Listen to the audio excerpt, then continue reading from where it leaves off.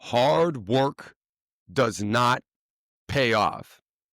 Je m'appelle Adrian Davis, ancien joueur de football professionnel et fondateur de Athletic Academy, avec des histoires de ma carrière, des leçons que j'ai apprises, c'est sûr, des bonnes décisions, des mauvaises décisions, comment ça a affecté ma carrière, dans le positif, dans le négatif. Je veux partager avec vous maintenant les leçons que j'ai vraiment apprises quand j'étais dans l'NCAA.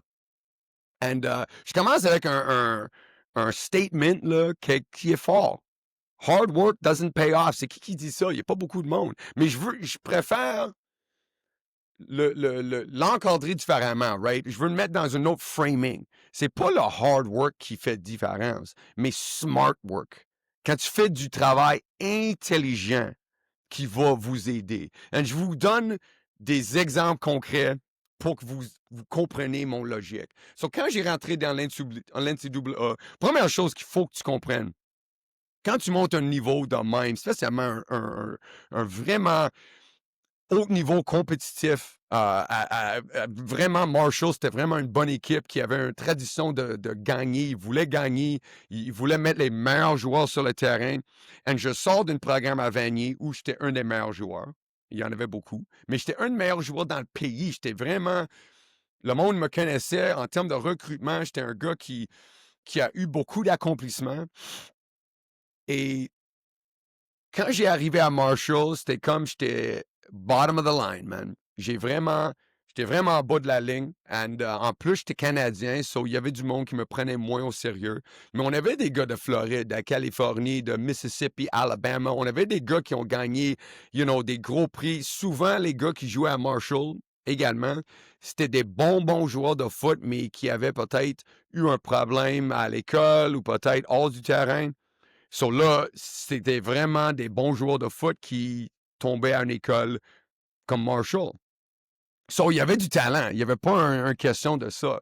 Mais quand j'étais dans entre mon deuxième et troisième année, en particulier. Mon première année, c'était comme, OK, j'apprends comme c'est quoi le tempo qu'il faut que je travaille. J'étais red shirt, so j'ai vraiment été capable de développer comme joueur dans leur système. Rendu à ma deuxième saison, ça allait mieux. J'étais vraiment plus dans le mix. J'étais comme en compétition pour jouer. Pas pour être partant, mais au moins dans la rotation. On avait des gros joueurs sur la ligne défensive à l'époque. Mais moi, dans ma tête, il fallait que je prenne du poids. Et c'était vrai, il fallait que je prenne du poids. J'étais pas assez grand. Ils m'ont changé de position de ailier défensif à vraiment D-tackle à l'intérieur du ligne. And il fallait, là, tu joues semaine après semaine des gars de 3,20, 3,40, 3,60. Des fois, tu peux pas être 260 livres. C'est juste pas faisable. So là, je voulais prendre du poids. J'étais vraiment comme 2,50, 2,60.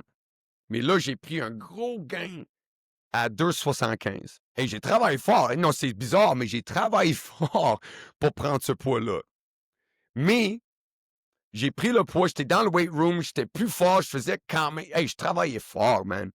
Hard work, c'était mon nom, là. C'est toujours de même. Je suis toujours de même.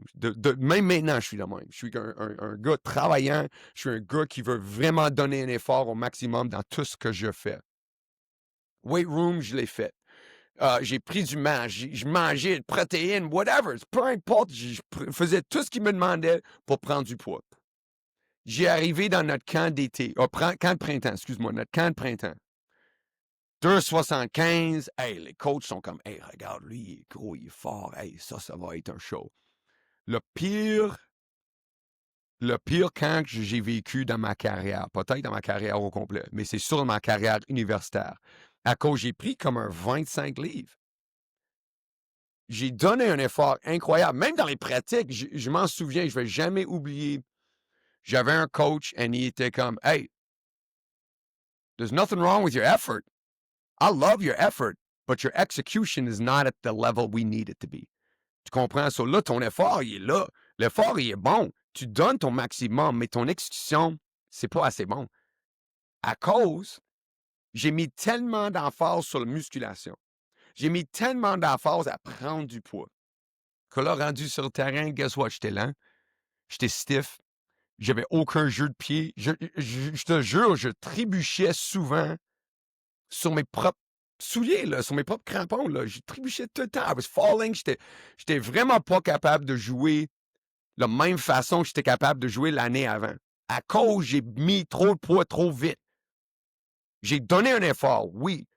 J'ai donné mon 100%, oui. Mais les résultats, c'était pas ce que je voulais. J'ai appris que c'est pas juste le travail fort qui va faire la différence. C'est pas juste l'effort qui va déterminer le succès, mais l'effort dans les bons endroits. Soudainement, j'ai dit, hey, plus d'agilité. Oh, je vais courir plus, je vais faire plus d'affaires, je vais courir les escaliers dans le stade. Des affaires différentes. And then, pour le reste de ma carrière, c'est ce logique que j'ai appliqué. Que là, il y avait certaines choses qui étaient plus importantes que d'autres. Il y avait certaines, pour chaque position, chaque joueur, c'est différent. C'est pas à moi de te dire, hey, il faut que tu mets l'emphase ici ou là. Pour ça, il faut que toi, tu trouves.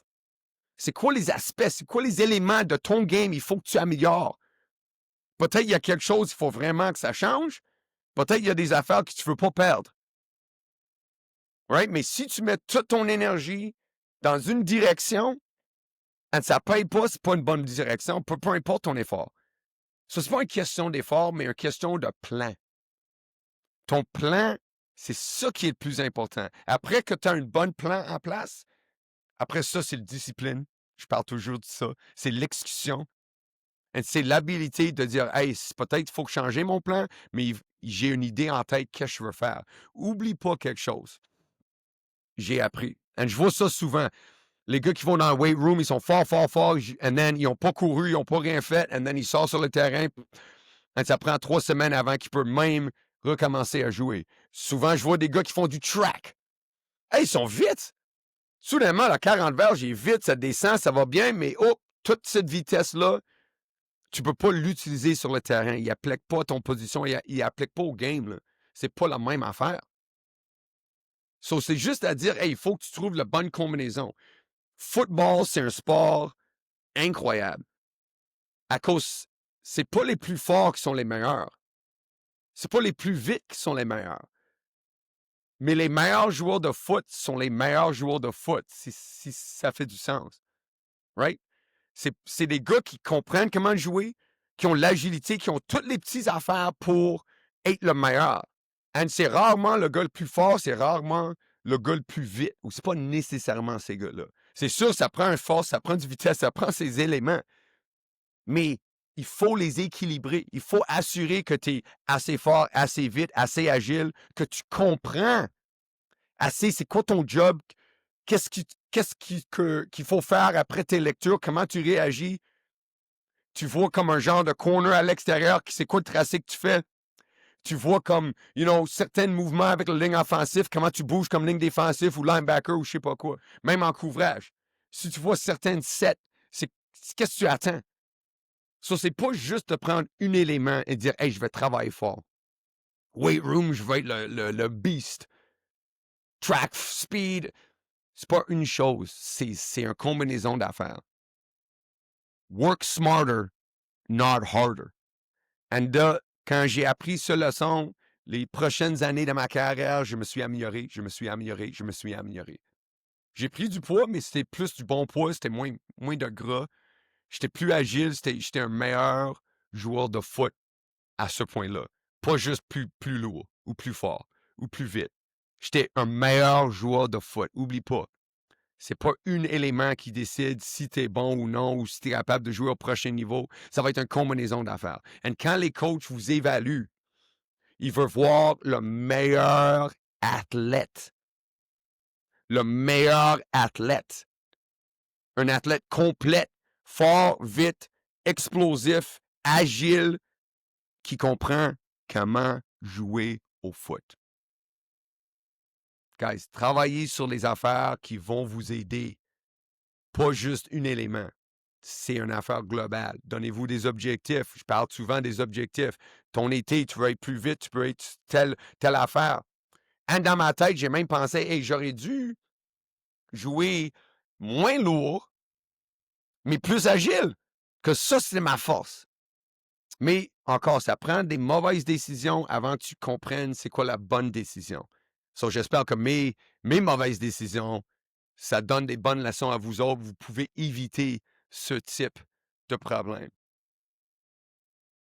Guys, j'espère que vous aimez les histoires. Si vous voulez découvrir qu'est-ce que ça prend vraiment pour jouer au prochain niveau, peu importe cégep, universitaire, pro, c'est ici que je vous donne les leçons de ma carrière. J'ai joué à tout niveau. J'ai eu beaucoup d'expérience. Et c'est sûr, c'est ça que je veux partager avec vous. Abonnez-vous, like, share, comment. Si vous avez des questions, mettez-les en commentaire. Je suis heureux de les répondre. On va faire notre mieux pour assurer que mes erreurs ne sont pas vos erreurs. Merci. Bonne journée.